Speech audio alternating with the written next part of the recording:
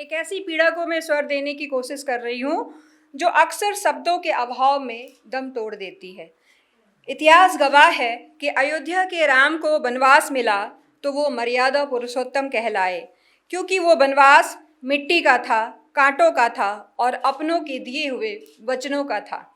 परंतु क्या आपने कभी उस वनवास की चीख सुनी है जो आज के आलीशान बंगलों में कमरों में गूंजती है, जहाँ छत एक है पर मंजिलें अलग है, जहाँ मेज पर भोजन साथ साथ होता है पर संवाद मृत है, जहाँ हम अपनों की भीड़ में खड़े होकर भी अकेलेपन के सबसे घने जंगल में भटक रहे हैं।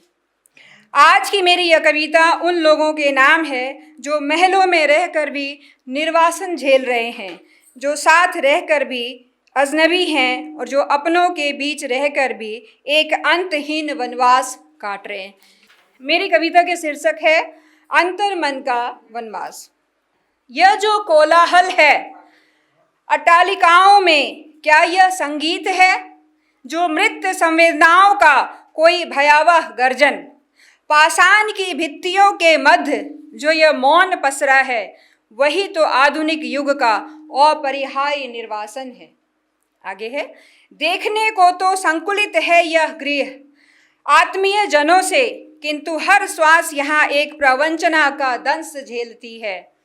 रक्त संबंधों की मदिरा अब शीतल और रक्तहीन है, जहाँ आत्मीयता मात्र औपचारिकता के पाश में खेलती है।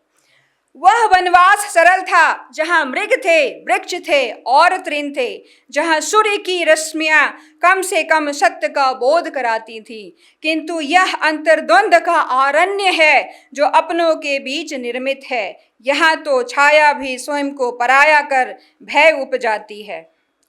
दिखने को तो संकुलित है यह गृह आत्मीय जनों से, किंतु हर श्वास यहाँ एक प्रवंचना का दंश झेलती है। रक्त संबंधों की मंदिरा अब शीतल और रक्तहीन है, जहाँ आत्मीयता मात्र औपचारिकता के पास में खेलती है। आगे है, मुखौटों के इस छंद मेले में सत्य कहीं विलुप्त है, वाणी में अमृत है पर मानस में हलाहल गुप्त है। सहभोज की मेज पर परोसे जाते हैं अपेक्षित शब्द, परंतु आत्मा का क्षुधा निवारण यहाँ पूर्णतः सुसुप्त है।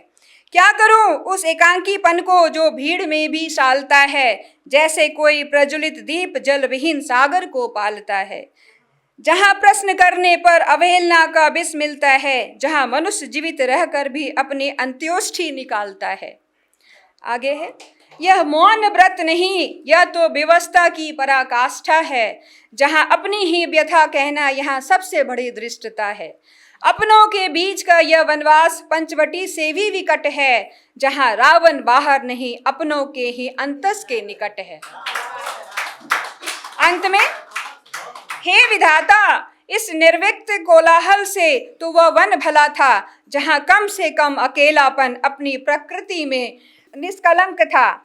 यहाँ तो मुस्कान एक रणनीति का हिस्सा मात्र है और हर आलिंगन आत्मिक शून्यता का एक कलंक है। बहुत बहुत धन्यवाद, बहुत बहुत धन्यवाद, आभार। शीर्षक है, हे स्त्री तू कभी पुरुष मत बनना।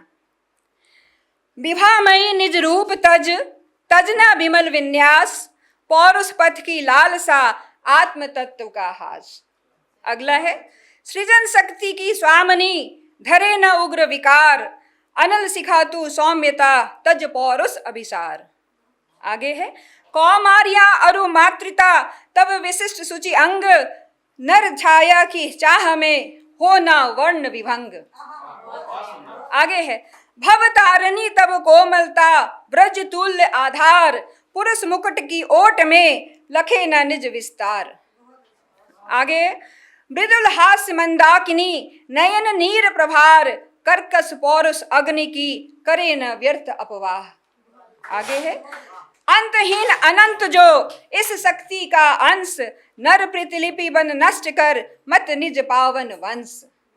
अगला है, पौरुष मद की कामना, मरुथल की मृग प्यास, नंदन वन की माधुरी, तजे न कर उपहास। आगे है, सौंदर्य अनुभूति तू ही कला निकेतन, कठोर पाषाण ना बन, तज पौरुष के खेत।